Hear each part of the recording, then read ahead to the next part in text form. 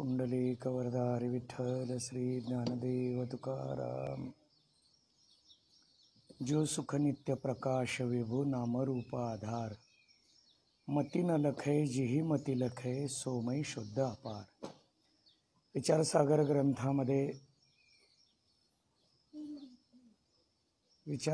ग्रंथामध्ये आपण मंगलाचरणाच्या भूमिकेमध्ये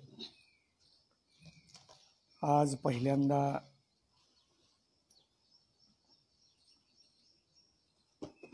ग्रंथाची सुरुवात करत असताना या ठिकाणी मंगलाचरण आपण सुरू करतोय। पहिल्या तरंगामध्ये पहिल्या दोह्यामध्ये जे मंगलाचरण मांडलेलं आहे त्या मंगलाचरणाचा विचार आपणाला या ठिकाणी पाहत असताना वस्तुनिर्देश रूप मंगल या भूमिकेतून पाहावं लागतं। मुळात विचारसागर ग्रंथ का श्रवण करायचंय, प्रक्रिया ग्रंथ का ऐकायचेत, असा प्रश्न बहुतांश मंडळींच्याकडून ऐकायला मिळतो।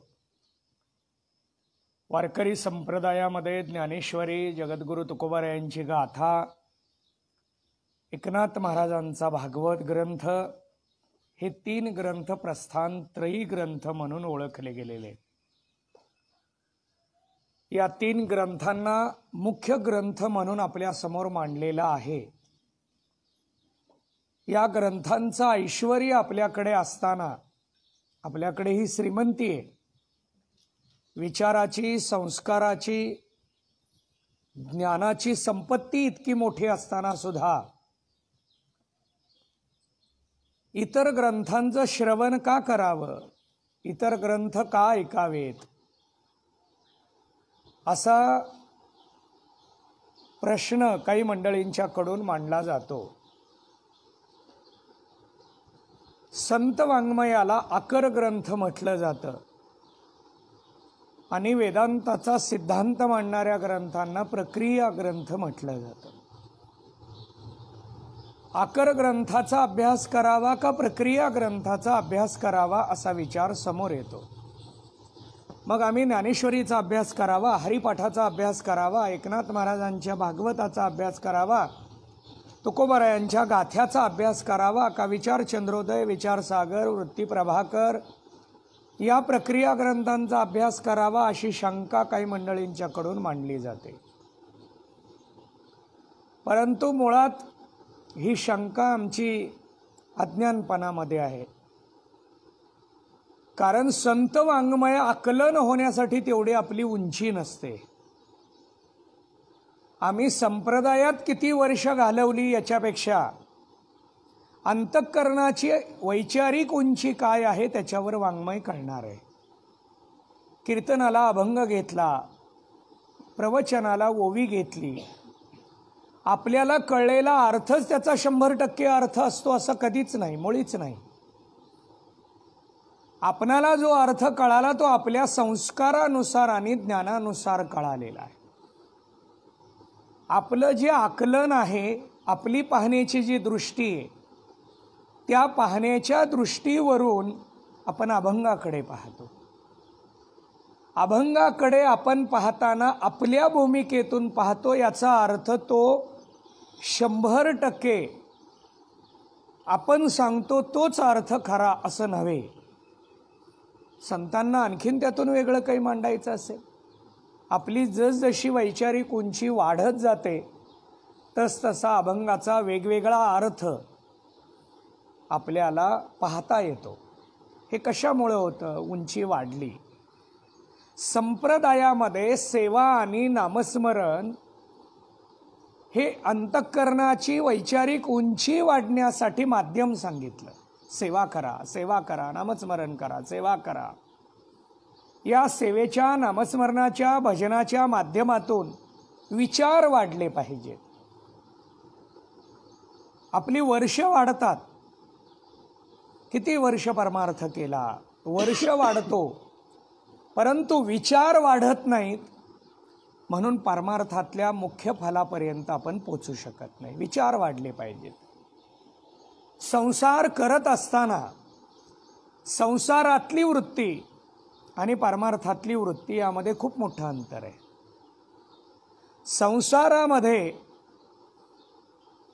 आपण कोणत्या विचारानं वागतो तेच विचार घेऊन जर परमार्थात आलो तर आपण त्याच प्रवाहाने पुढे जाणार आहे. त्यामुळं मुख्य फल मिळत नाही. विचारसागर ग्रंथामध्ये पुढं फलाचे 2 प्रकार सांगितलेले आहेत, मुख्य फल आणि अवांतर फल. मग अवांतर फल कशाला म्हणतात आणि मुख्य फल कशाला म्हणतात याचा विचार करावा लागतो. हा विचार प्राधान्यानं पाहावा लागतो. अवांतर फल म्हणजे नेमकं काय? आम्ही विचारसागर ग्रंथ ऐकायला दररोज गेलो, परंतु आम्हाला सिद्धांत लक्षात आले नाहीत. याचा अर्थ जाणं वाया गेलं का? जाणं वाया गेलं नाही. श्रवण घडलं, शब्दाचे संस्कार झाले, काही काही विषयाचं आकलन झालं, काही काही विषयांचं आकलन झालं, पण वेदांताच्या सिद्धांतानुसार मोक्षापर्यंत आम्ही पोहोचलो नाही आणि सिद्धांताच्या प्रक्रियेपर्यंत पोहोचलो नाही, म्हणजे मुख्य फलापासून आम्ही बाजूला राहिलो. याचा अर्थ आमचं श्रवण वाया गेलं नाही, अवांतर फल मिळणार आहे. परंतु कोणतीही साधना मुख्य फलासाठी आहे, अवांतर फलासाठी नाहीच. साधना ही मुख्य फलासाठी आहे, पण आम्ही तिथं का पोचू शकत नाही? संत वाङ्मय मुख्य अभ्यासाचं आपला स्रोत आहे. संत वाङ्मयाचे जे ग्रंथ आहेत तो मुख्य अभ्यास आहे आपला. परंतु संत वाङ्मय लक्षात येत नाही म्हणून प्रक्रिया ग्रंथाचं श्रवण करावं लागतं. मुळात विद्यार्थ्यांना शिक्षण विभागानं जे पुस्तक त्या त्या इयत्तेला दिलेलं आहे त्याचा अभ्यास हे त्यांचं मुख्य कर्तव्य आहे. पण ते पुस्तक कळत नाही म्हणून नवनीत घ्यावं लागतं. नवनीत सुद्धा काही जणांना जड वाटतं म्हणून अपेक्षित घ्यावं लागतं. नवनीत मोठं आहे म्हणून अपेक्षित छोटं काढलं. अपेक्षित सुद्धा काही मंडळींना जड वाटायला म्हणून पॉकेट स्टडीकडे आलो आपण. पॉकेट स्टडीकडून नोट्सकडे आलो आपण. म्हणजे इतक्या वेगवेगळ्या पद्धतीकडं गेलो. याचा अर्थ आम्ही नोट्समध्ये गुंतावं का, आम्ही पॉकेट स्टडीमध्ये गुंतावं का, हा जसा विचार आहे तसा विचारसागर ऐकावा का? ज्ञानेश्वरी सोडून, गाथा सोडून आम्ही विचारसागर ऐकावा, विचार चंद्रोदय ऐकावा, वृत्तीप्रभाकर ऐकावा, कशासाठी? अशा शंका घेतल्या जातात. परंतु आपण या शंकेचं उत्तर पण द्यायचं नाही आणि त्या शंकेत गुंतायचं सुद्धा नाही. आपल्याला जर संत वाङ्मय व्यवस्थित अभ्यासायचं असेल तर आपण प्रक्रिया ग्रंथाचा अभ्यास केला पाहिजे.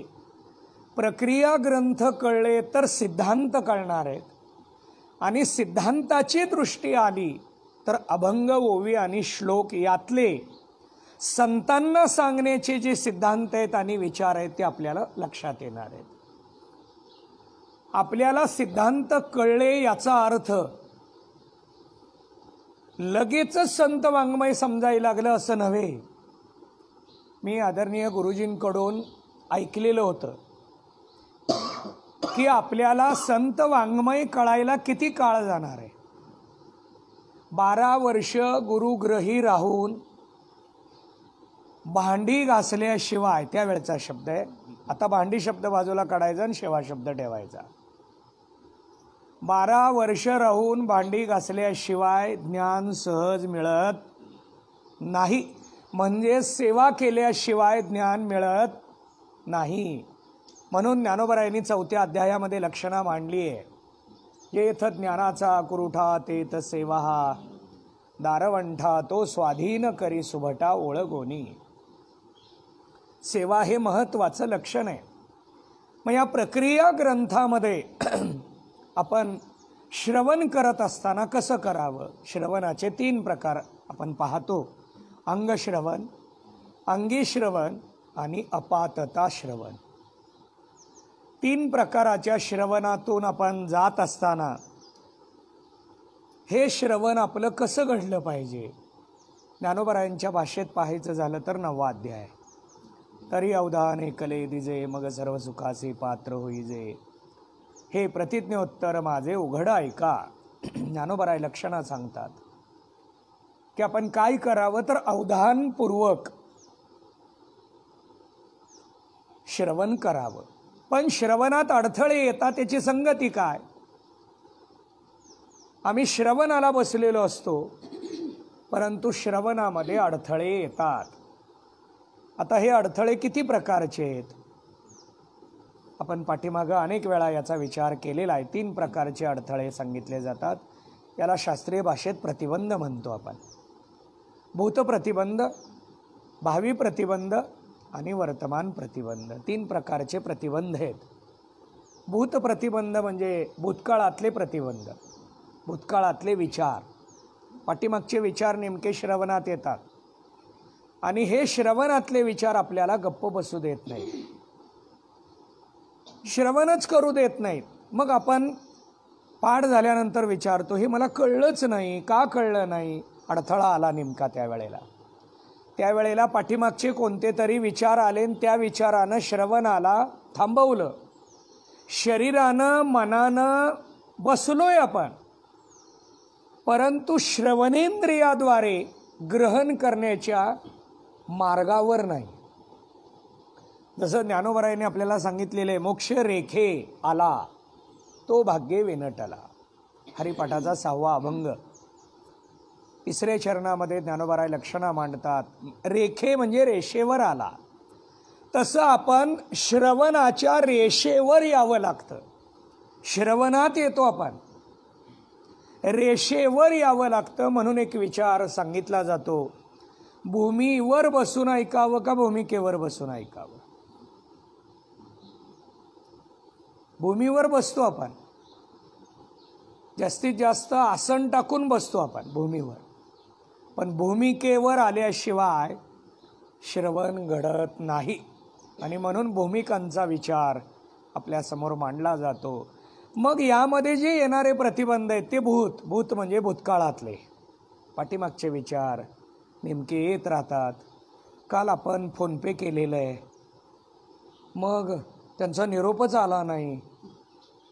कुठं विचार येतात हे श्रवणामध्ये येतात.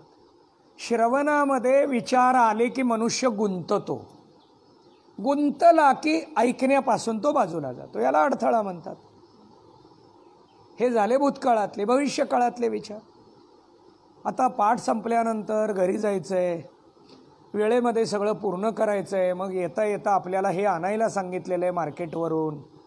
मग आता आपल्याला ते घ्यायला आपण तर पिशवी आणली नाही, कॅरी बॅग बंदी आहे, काय करावं. कुठले विचार चालू झाले? भविष्यातले. कुठं चालू झाले? पाठ झाल्यानंतर का पाठामध्ये?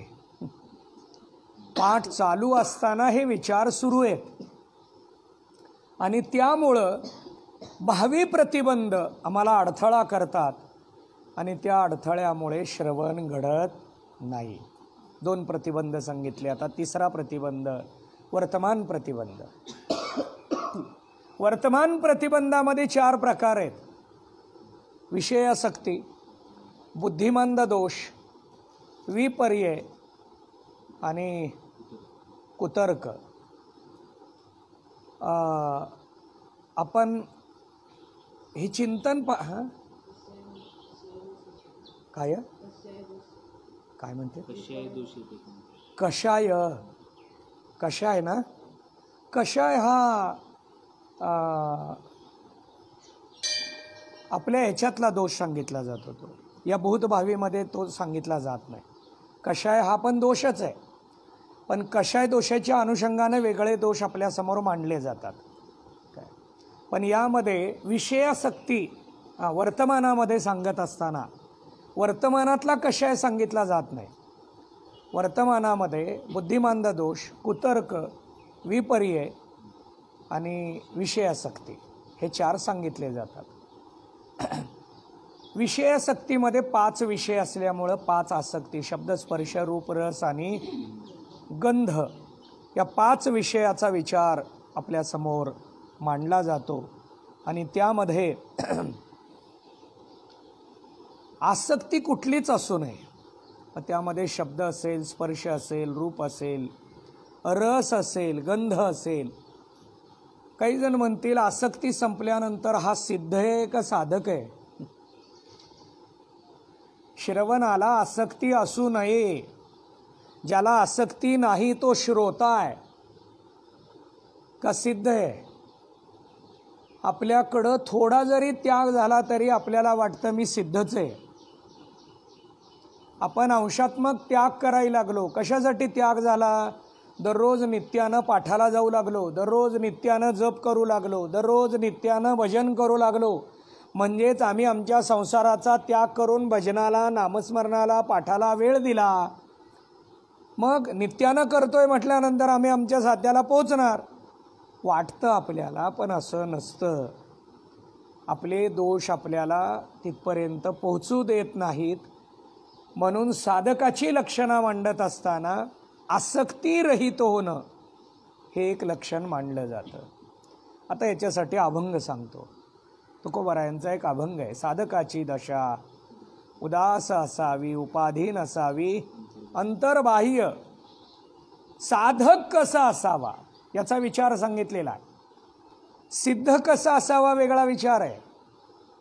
साधक मांडत असताना लक्षणं मांडली, त्याचा कुठंच आसक्तीचा विचार नाही. उदास असावा. उदास शब्दाचा व्यावहारिक अर्थ नाराज. एखादा व्यक्ती नाराज बसला, चेहरा पडलेला आहे, त्याला कुणीतरी येतं ना, असं का उदास बसलात म्हणतो. व्यवहारातला उदास शब्द वेगळा आहे. बघा आपल्या एका अभंगात उदास शब्द आहे. भक्ता इसे जाना जे देही उदास. म्हणजे जे उदास आहेत ते भक्त आहेत का? उदास शब्द जर व्यावहारिक विचारात घ्यायचा झाला तर जे नाराज आहेत, चेहरा पाडून बसले, ज्यांच्या मनाच्या विरुद्ध घटना घडलेत, त्यांना उदास म्हटलं जातं. मग जेवढे उदास आहेत आत्ता नाराज रूपी उदास, त्या सगळ्याला भक्त म्हणायचं का? असा याचा अर्थ होत नाही. मी मागेही याचं लक्षण मांडलेलं आहे की उदासपद म्हणजे नेमकं काय. आत्ता त्याच्या विस्तारात जात नाही, फक्त त्याच्या लक्षणेकडे जातो. राग द्वेष रहितत्वे सती इति उदासहा. अर्थ मांडतो. राग आणि द्वेष रहित होणं याला उदास म्हणायचं. राग म्हणजे आसक्ती, द्वेष म्हणजे तिरस्कार. म्हणजे व्यक्तीकडं कुणाच्याही विषयी तिरस्कार पण असू नये आणि मोहन आसक्ती पण असू नये. आपलं असतं असं. आपलं संसारातल्या, कुटुंबातल्या प्रत्येक व्यक्तीवर मोह असतो. तो कितीही चुकू द्या, तो कसाही असू द्या, आपला मोह त्याच्यावर जास्त असतो. आणि कुटुंब संसार सोडून बाकीच्यावर तिरस्कार असतो. ती कितीही बरोबर असू द्या, आपण दुसऱ्याला काय नाही, ती चुकतातच. कुटुंब सोडून जे व्यक्ती आहेत त्यांच्या चुका काढतो आपण आणि कुटुंबातल्या मंडळींच्या चुका झाकून घेतो. म्हणजेच इतरांच्या विषयी तिरस्कार आहे, कुटुंबातल्या विषयी आसक्ती. म्हणजेच आम्ही उदास नाही. चला ठीक आहे, विस्तार नको वाढायला, आपल्याला पुढं जायचं आहे. आपलं चिंतन चालू आहे विषयासक्ती. श्रवणामध्ये विषयासक्ती असेल तर अडथळा निर्माण होतो. याला वर्तमान प्रतिबंध म्हणतात. बुद्धिमांद दोष. बुद्धिमांद दोष म्हणजे बुद्धिमंदता. आपण म्हणतो विषय जरा जड व्हायला हो. आपला विचार चालू होता, वृत्ती प्रभाकर सुरू करायचा का, विचारसागर संपलाय. परंतु काही जणांनी सांगितलं जड आहे बघा, खूप जड आहे, ऐकायला जड आहे, काय करावं, जड आहे, कळतच नाही. म्हणजे कळण्यासारखा ग्रंथ नाही का आपल्याकडं बुद्धिमंदता आहे? आपल्याकडं बुद्धिमंदता आहे. आपल्याकडं बुद्धिमंदता आहे, ती वाढवत नेलं पाहिजे. बघा शिक्षण विभाग किती हुशार आहे. शिक्षण विभागानं मॉन्टेसरीपासून बुद्धीचा विकास करायला सुरुवात केली. प्रत्येक वर्षी त्याच्या बुद्धीचा थोडा थोडा थोडा थोडा विकास करत 10वीपर्यंत आणायचं, मग बोर्डाची परीक्षा. म्हणजे 9वीपर्यंत जी परीक्षा दिली जाते ती सगळी वाया परीक्षा आहे. तुम्ही बोर्डाच्या परीक्षेला पात्र हे दाखवायसाठी ही प्रमाणपत्र आहेत. त्या प्रमाणपत्राचा तसा काहीही अर्थ नाही. कशावरून? तुमची बोर्डाची परीक्षा म्हणजे मुख्य सर्टिफिकेट आहे. मुख्य सर्टिफिकेट दरवर्षी मिळतं का 10वीला मिळतं? 10वीला मिळतं. म्हणजे मुख्य परीक्षा कधी? 10वी. मग अगोदरची 11 वर्षे कुठं घालवली? बुद्धीचा विकास म्हणजे बुद्धिमंदता बाजूला काढायची घालवली. बुद्धिमंदता बाजूला काढायला शिक्षण विभाग प्रयत्न करतं, तर अध्यात्मात काय करा? म्हणून अध्यात्मानं सांगितलं सेवा करा, नामस्मरण करा, सत्संग करा, वारी करा. वारीला का जायचंय? वारीने सेवा घडते, भजनाने सत्संग घडतो, नामस्मरण घडतं, हरिपाठाने नामस्मरण घडतं आणि याच्यामुळे बुद्धिमंदता बाजूला जाते. बुद्धिमंद दोष आहे, पण बहुतांश मंडळींना मी बुद्धिमंद आहे असं वाटत नाही. याच्या पुढे जाऊन थोडासा विचार मांडेन. बुद्धिमंदता हा जो विषय आहे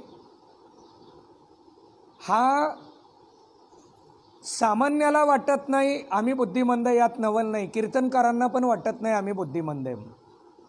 काही जण म्हणतील त्यांना वाटलंच नाही पाहिजे, ते कीर्तनकार कसे? मग कीर्तनकार असतील तर बुद्धिमंद कसे, बुद्धिमंद असतील तर कीर्तनकार कसे, असं काही जणाला वाटेल. परंतु आत्ताची कीर्तनं जर विचारात घेतली तर ती बुद्धिमंदतेतूनच चालू आहेत. 90% कीर्तनात आत्ता विचार आणि संस्कार दिला जात नाही. हे चित्र आपल्याला पाहायला मिळायला लागलं. याला कारण काय? आम्हालाच कळत नाही, म्हणून आम्ही बुद्धीचे विचाराचे संस्कारच करत नाही समाजावर. कारण आम्ही बुद्धिमंद आहे, पण आम्हाला वाटत नाही. याच्या पुढे जाऊन चिंतन मांडतो. बुद्धिमंदता हा दोष वर्तमानातला आहे. कुतर्क आणि शंका यात फरक काय? शंका कशाला म्हणावं, जिज्ञासा कशाला म्हणावं आणि कुतर्क कशाला म्हणावं? शंका वेगळी, जिज्ञासा वेगळी, कुतर्क वेगळा. यामध्ये एखादा सिद्धांत आपल्याला कळला नाही त्याच्याविषयी जो प्रश्न मांडला जातो त्याला शंका म्हणतात. तो जाणून घेण्याची तळमळ याला जिज्ञासा म्हणतात. आणि त्याच्याविषयी विरोधानं बोलणं याला कुतर्क म्हणतात.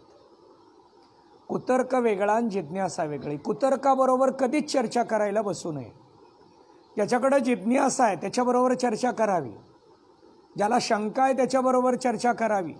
भगवद्गीता सुद्धा सांगते, इदम ते ना भक्ताय कदाचन ना तपस्काय कदाचन. जो तप करत नाही, सेवा करत नाही, भक्ती करत नाही, भजन करत नाही, त्यांच्या शंकांचं समाधान करण्यात वेळ घालवू नये. त्यांनी जरी शंका विचारली तरी आपण त्यात वेळ घालवू नये, कारण आपला वेळ वाया जातो असं भगवद्गीता सांगते. चला ठीक आहे, माझं चिंतन चालू आहे. कुतर्क विपर्यय म्हणजे विपरीत भावना आहे, त्याचा विरुद्ध अर्थ डोक्यात येणं याला विपर्यय म्हटलं जातं. आता याचा वेगळा अर्थ आणखीन आपल्याला पाहता येतो. विचार चंद्रोदयाच्या माध्यमातून आपण तो विचार पाठीमागं केलेला आहे. आत्ता माझा मुद्दा काय चालू आहे? मंगलाचरण चालू आहे आपलं. कशाचं चालू आहे? विचारसागर ग्रंथामध्ये आपण आज पहिला दिवस असल्यामुळे मंगलाचरणाची भूमिका मांडत होतो. मंगलाचरण कशासाठी करावं? श्रवणातले अडथळे बाजूला जावे म्हणून मंगलाचरण करावं हा प्रघात आहे. एक. दुसरं, कोणत्याही कार्याच्या आरंभी मंगलाचरण केलं पाहिजे. बघा, आपण नवीन गाडी घेतली त्याचं पूजन करतो, नवीन शेत घेतलं त्याचं पूजन करतो, नवीन घर घेतलं त्याचं पूजन करतो. नवे विद्यार्थ्यांना सुद्धा नवीन वह्या पुस्तकं आणली की पूर्वी पहिल्यांदा पूजन करायला लावायचे. मी पूर्वी म्हटलं, आता काळ बदलला आहे आणि त्यामुळं पूजन या विषयापासून आम्ही खूप लांब जाऊ लागलो. आणि त्यामुळं नवीन काही घेतलं की त्याचं पूजन करणं याला मंगलाचरण म्हणतात. शिष्टांचा संप्रदाय आहे, विद्वत जनांची परंपरा आहे. कोणत्याही कार्याच्या आरंभी काय करायचं? मंगलाचरण. आता यात एक शंका मांडतो. सप्ताह हा मूळ सुरुवातीपासून शेवटपर्यंत मंगलच आहे. सुरुवातीला नामस्मरण आहे, मध्ये नामस्मरण आहे, समारोपाला नामस्मरण आहे. मग सुरुवातीपासून शेवटपर्यंत काय आहे? मंगल आहे, नामस्मरण आहे. तरी पहिल्या दिवशी मंगलाचरण करून सप्त्याची सुरुवात का? सप्ताहाच्या पहिल्या दिवशी ग्रंथपूजन, प्रतिमापूजन, विनापूजन, ध्वजापूजन कशासाठी करतो आपण? हे मंगलाचरण आहे. कशासाठी करावं? यामध्ये दोन विचार प्राधान्यानं पाहता येतात आपल्याला. अडथळे बाजूला जावे हा एक विचार आहे. दुसरा विचार परंपरा आहे आपली, नवे कर्तव्य आहे. जसं सकाळी उठल्याबरोबर दिवस नवीन आहे म्हणून उठल्यानंतर आपल्या हाताला पाहावं, दर्शन करावं त्या दिवसाला आणि मग आपल्या दिवसाचा प्रारंभ करावा. हे काय आहे? मंगलाचरण आहे. दररोजच्या दिवसाचं मंगलाचरण, तसं जीवनाचं मंगलाचरण, तसं साधनेचं मंगलाचरण, तसं ग्रंथाचं मंगलाचरण. ग्रंथाच्या प्रारंभी मंगलाचरण केलेलं आहे. मग या मंगलाचरणात 3 प्रकार आहेत. वस्तुनिर्देश रूप मंगल, नमस्क्रिया रूप मंगल आणि आशीर्वाद रूप मंगल. वस्तुनिर्देशामध्ये 2 प्रकार आहेत. सगुण वस्तुनिर्देश रूप मंगल आणि निर्गुण वस्तुनिर्देश रूप मंगल. आता एवढे मंगलाचरणाचे प्रकार आहेत, पण यातला आणखीन एक विचार मांडतो आणि माझ्या मूळ चिंतनाकडे येतो. मंगलाचरण करत असताना एक विचार, प्रतिबंधाची निवृत्ती व्हावी, अडथळे बाजूला व्हावे. दुसरा विचार, शिष्टांचा संप्रदाय आणि प्रत्येकाचं कर्तव्य. तिसरा विचार, मंगलाचरण करून आपण जर या मंगलाचरणाचा आशीर्वाद घेतला तर आपल्या सेवेमध्ये, भक्तीमध्ये, साधनेमध्ये, अनुष्ठानामध्ये वृद्धी होते, वाढ होते आणि ती वाढ व्हावी याच्यासाठी मंगलाचरण करावं.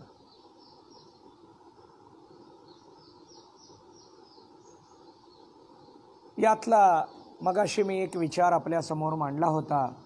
मी कथेमध्ये बहुतेक आदरणीय गुरुजींच्या निमित्तानं कथा होती त्यात मांडलेला आहे. पहिल्या दिवशी सप्ताहामध्ये पहिल्या दिवसापासून शेवटच्या दिवसापर्यंत मंगलमय वातावरण आहे. नवे सगळी क्रियाच मंगल आहे. तर तिथं अमंगलतेचा प्रवेश होईल का? मग मंगलाचरण कशासाठी? याच्यासाठी एक उदाहरण देतो. अयोध्येमध्ये प्रभू रामचंद्रांना राज्याभिषेक करून राजा करावं असं दशरथ राजाने ठरवलं. अयोध्येचं राज्य प्रभू रामचंद्रांना द्यावं हे ठरलं. संपूर्ण अयोध्येमध्ये ही वार्ता पसरली, आनंद सुरू झाला. प्रत्येक घरात, प्रत्येक व्यक्तीच्या मनामध्ये आनंदाचं भरतं आलेलं आहे. अयोध्येमध्ये महापूर आहे आनंदाचा की आता प्रभू रामचंद्र आपले राजे होणार. असा जर राजा असेल तर हे वातावरण सगळं आज तयार झालं, संध्याकाळी तयार आहे, सकाळी तयार आहे. परंतु काही अंशात असा बदल झाला की सगळं मंगलमय असलेलं वातावरण, आनंदाचा आलेला पूर ओसरून गेला आणि अमंगलतेनं आपलं सावट अयोध्येवर टाकलं. फक्त एका क्षणात. जिथं ज्याच्या नामाने आपलं जीवन मंगलमय बनतं अशा प्रभू रामचंद्रांच्या जीवनामध्ये आणि अयोध्येमध्ये अमंगलतेनं प्रवेश केला. मग आपल्या सप्त्यात काय? याचा विचार असा घ्यायचा आहे की नामस्मरण मंगलमय आहे, सप्ताह मंगलमय आहे, पारायण मंगलमय आहे. सप्ताह करणारी मंडळी कर्माच्या अधीन आहेत. सप्ताह करणारे संयोजक, सप्ताहात सहभागी होणाऱ्या प्रत्येक व्यक्ती कर्माच्या अधीन आहे. ज्याचं त्याचं कर्म त्याच्या समोर अमंगलता आणतं. 50 मंडळी पारायणाला बसली आणि एकाचा फोन वाजला. सगळ्याला अडथळा आला तरी त्यांनी स्वतःला एकाग्र केलं, ज्ञानेश्वरी ग्रंथाच्या पारायणात लक्ष घातलं. अडथळा बाजूला झाला. पण ज्याचा मोबाईल वाजला त्यांनी काय केलं? मोबाईल घेतला, घरून निरोप आला, जावाई आलेत. थांबलं पारायण, उठवलं. हे कुणी? पारायणाने उठवलं का कर्माने? कर्माची ताकद जास्त झाली का पारायणाची? कर्माची जास्त झाली. ही अमंगलता पारमार्थामध्ये आमच्या मंगलमय वातावरणाला खराब करू नये म्हणून सप्ताहाच्या आरंभी मंगलाचरण करायचं आहे. मंगलाचरणावर भरपूर बोलता येणार आहे, कारण मंगलाचरण आपण जेवढं बोलू तेवढं कमीच आहे. विचार सागर ग्रंथ आपण ऐकतोय, कारण विचाराचा सागर आहे. आपल्याकडे विचाराचा थेंब आला तरी भाग्यवान समजायचं आहे. विचाराचा थेंब वेगळा, विचाराचा साठा वेगळा, विचाराची नदी वेगळी, विचाराचा तलाव वेगळा आणि विचाराचा सागर वेगळा. सागराकडे निघालोय आपण. कुठल्या? आमचा झाला विचारसागर. विचारसागर आम्ही ऐकला, झाला. एक थेंब सुद्धा विचाराचा आला नाही. ग्रंथ झाला आपला, विचारसागर नव्हे. आणि हा सागर आपल्याला गाठता यावा याच्यासाठी मंगलाचरण आहे. आणि या मंगलाचरणामध्ये वस्तुनिर्देश रूप मंगलाचरण मांडलेलं आहे. जो सुखनित्य प्रकाश विभू नामरूप आधार, मती न लखे जिही मती लखे सोमे शुद्ध अपार. आता हा दोहा आमच्याकडं गुरुजींच्या माध्यमातून दररोजच्या पाठाला घ्यावा लागायचा, चालीवर घ्यावा लागायचा. पण मी थोडं अलीकडं दोह्याकडं न जाता त्याची जी टीका आहे, त्याचं जे भाषांतर आहे, त्या भाषांतराला स्पर्श करत पुढं जातो. आणि या पद्धतीनं आपण चिंतन पाहतोय. मंगलाचरण आणखीन आपल्याला पाहायचं आहे, पण आजची वेळ आपली संपलेली असल्यामुळं आपण आज इथंच आजचा विचार पूर्ण करू. पुंडलिक वरदा हरी विठ्ठल, श्री ज्ञानदेव तुकाराम.